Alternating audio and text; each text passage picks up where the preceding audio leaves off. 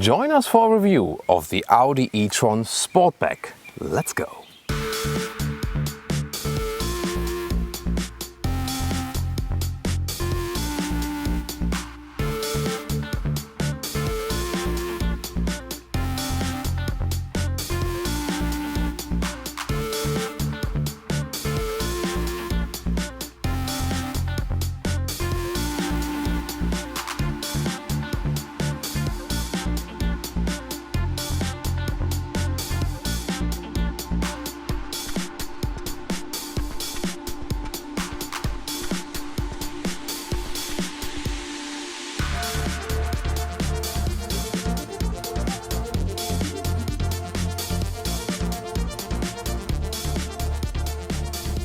In the front we see a strong sporty styling, but almost closed is this grille because not so much cooling is needed, but I think that looks quite fancy.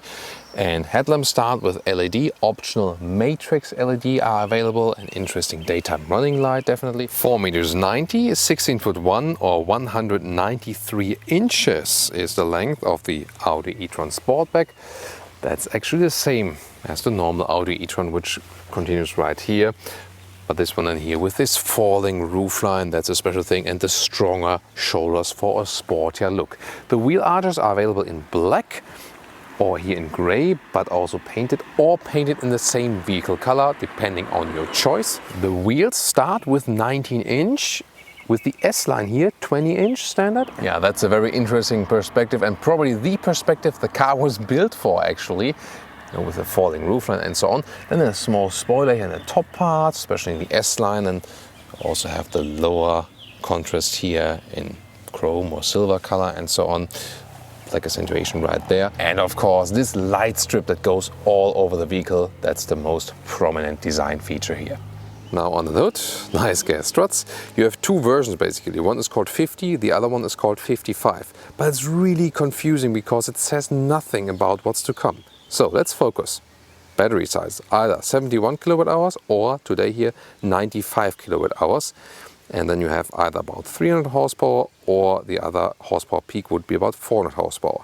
And acceleration figures in around 7 seconds or in less than 6 seconds to 100 kilometers or 60 miles an hour with a powerful version. Range official figures 350 kilometers or 200 miles, or then the bigger version here today 450 kilometers or 250 miles, but only if you keep it really steady. And here in the front you have a small trunk storage for your charging cables. And the charge port you open right here, that's a cool function. Here on the driver's side, AC and DC charger. DC up to 150 kilowatt, AC 11 kilowatt, optional 22 kilowatt.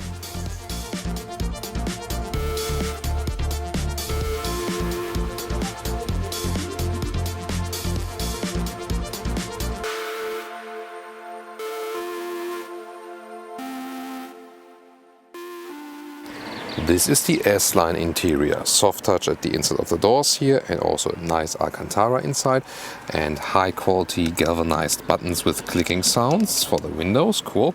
S-line entry badge, and then there are different seats available. You get for the e-tron and e-tron Sportback a base fabric seat. I would go for that one, save money and also have the best climate comfort.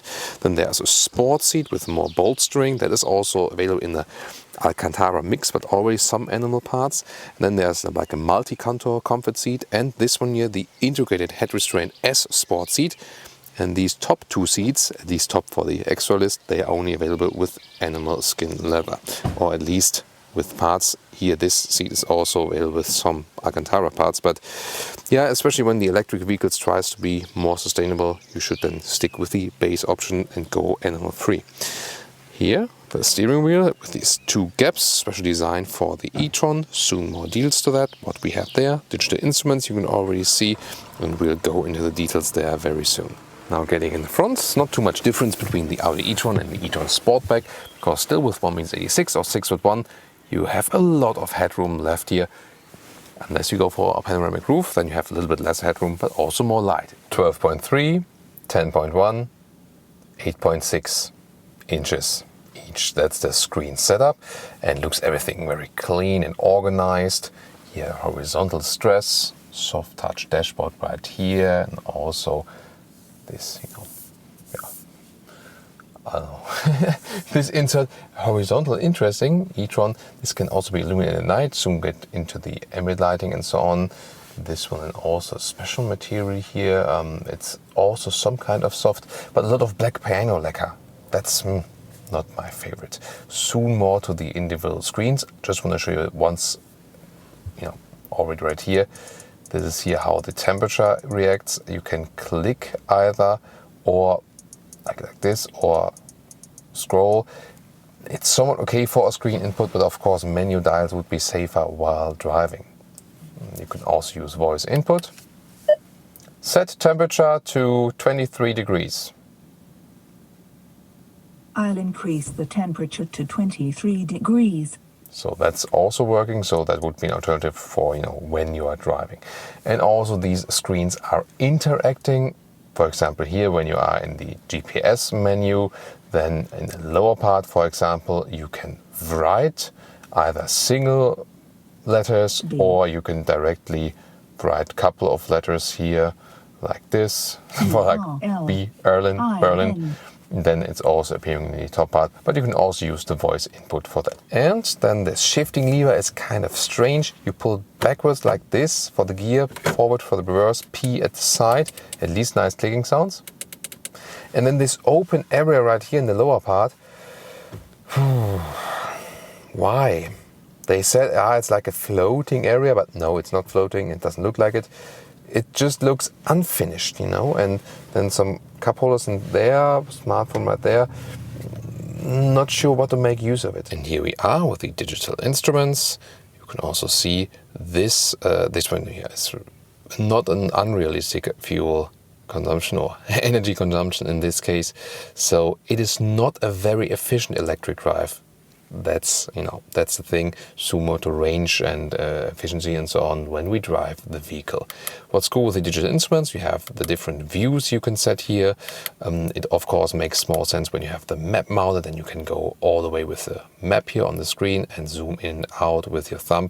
One of the best virtual instruments here by Audi, I think. And about these digital mirrors, you can see it's placed rather low inside the vehicle, so you have to look down a little bit, and then you can control either this here, for example, up and down, also left and right, and so on, or then click here, and then you actually adjust from here the other screen at the passenger side. And now more details to the screens. Here again, you can see how you can change the temperature. Again, sliding is actually the easiest way to do that. Also seat heating activation in the lower part. And in the top part, let's take a detailed look here at the GPS map. You can get it also with the satellite view, and that looks very impressive, pretty cool. And it's also decently fast. They have a good processor unit here in this vehicle. Once again, the Apple CarPlay, how the integration is done. So everything quite fast. Now getting in the rear, shoe tab, and with 1.86 or 6.1. First of all, plenty of legroom left here when I have the seat to my driving position. Good result. Then also headroom wise, that's still okay, although we're in the Sportback. What do we lose in the Sportback in comparison to the normal e-tron SUV? About 2 centimeters or an inch. And headroom, I can also go a little bit further back with my head, and it still works, so tall people can sit in the rear. And the trunk area, instead of 600 liters, you have 555 here in the Sportback version of the e-tron, so a little bit more limited here in the height, but you still get along with it quite well. Not such a high loading sill. The standard trolley also fits in a vertical way. Maybe push it like this, and then it's fine actually. Then below this area here, you have even more space. So actually quite a lot of space, goes quite deep in there. That's quite cool. You can also store your cables in the back then if you prefer that. The width here is actually a little bit more than a meter. The normal trunk length is 1.08 meters. Welcome here to Thomas's Driving Lounge with the Audi e-tron Sportback. Of course, all electric driving, and it's always a pleasure, and I can just repeat, driving electric vehicles, no matter if you're like the average car customer, if you like performance cars, if you like comfortable cars, just from a driving experience alone, the electric vehicles are indeed always better. Besides, when you have pleasure hearing like a V6, V8 sound and so on. That's the only thing. But if you look at everything else, the electric vehicles really deliver you the best driving experience. You have a very spontaneous acceleration, the speed is always there. Then you have so much silence in here, especially if you have like a sophisticated Audi big SUV here with the optional sound insulation pack, which we also have in this vehicle, and it's super silent in here. Blind spot monitor is definitely very helpful, and they are integrated here in these digital mirrors. Again, you do not have to go for the digital mirrors. It's an option right here, and I still think it's not a useful one, because when you look here, that would be my view to the side mirror like this. I'm not sure if you can see it on camera, and to the view here to the screens would be like this. So it's like, you know, not this, but this. So you look more down, and I think that's irritating you. It's not, you cannot switch that fast to the front again.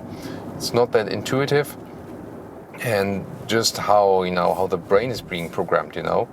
We're very used with mirrors and so on. And even if you get used to this, I've been testing it at bright daytime, really a lot of sunshine, and also at night, and at both situations it was really bad. So I think it's not a technological advancement here to have the digital mirrors. It's just playing around with technology without a real use. I think it's a dangerous technology, period. So that's my take on it from my experience. Maybe you're the biggest fan of it, then feel free to explain it to me. But once again, driving this one here is so flawless. We have the air suspension, 20-inch wheels mounted. I think that's still somewhat of a compromise. I would not go bigger. Better even for comfort, of course, if you go with 19-inch, for example, or even smaller. Always depends on how is the trade-off between the looks and the comfort. Now, going downhill about recuperation, I can just leave the foot off the throttle and then use the brake pedal. Then I see charging here in the digital instruments. So the recuperation in 90% of the cases in everyday driving life, recuperation is being used instead of the normal brakes, Audi says. And I can just confirm that looking at the instruments and also general electric driving experience. So let's see, and we go from about 30 kilometers an hour, and let's go.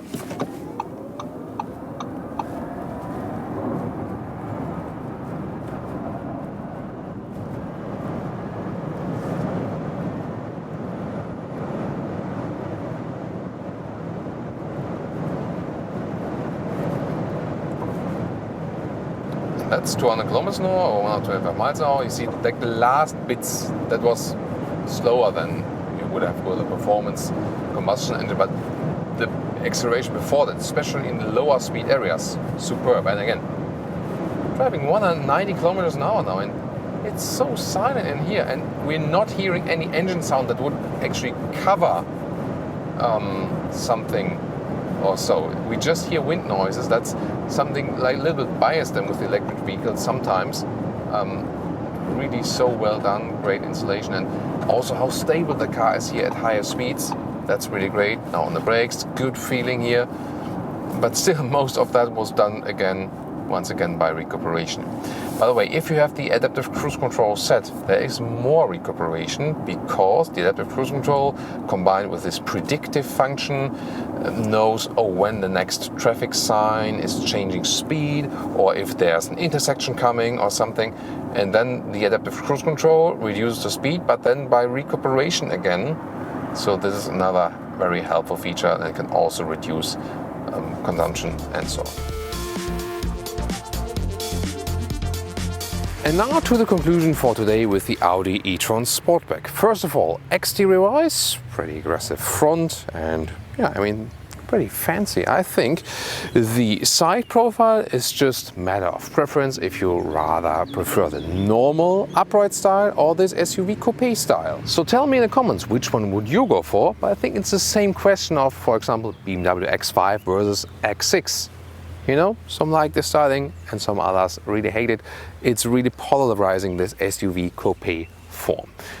Also depends a little bit on the wheel choices as well. And the color here is pretty interesting, but of course not the most daring color that is possible. Driving wise, it's really such a flawless vehicle. It offers such a great combination of sportiness and comfort due to this electric drive. You have the silence on the one hand, then the performance on the other hand, and together also with the optional insulation package, which is a really good thing. So such a silent vehicle, one of the most silent cars overall, also at higher speeds, and the driving experience is so well done. So I really love it about this vehicle, and of course in general about electric vehicles, but here the comfort you get and the sportiness at the same time is really at a very, very high level.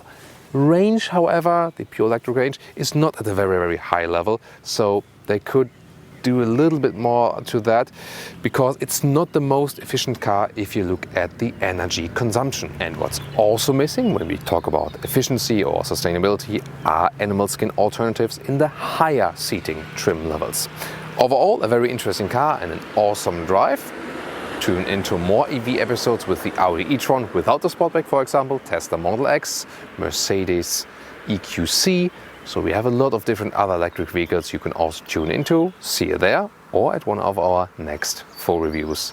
Stay tuned, stay subscribed. Thank you so much for tuning in.